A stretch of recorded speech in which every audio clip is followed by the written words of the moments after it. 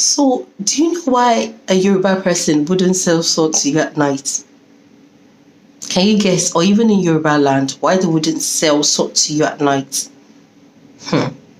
So, well, Yoruba people believe that salt is sweetness, is joy, it's a good thing. So they have this superstitious belief that if you come to them and say you want to buy iyo, salt, at night, they wouldn't sell it to you because they believe that you're trying to buy their joy at the evening time of their life.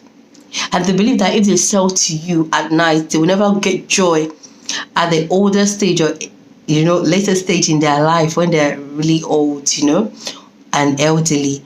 So if you want to buy salt at night, in Yoruba land, just say you want to buy isebe. Do you understand? Isebe. Don't tell them you want to buy salt, though. They will not sell it to you.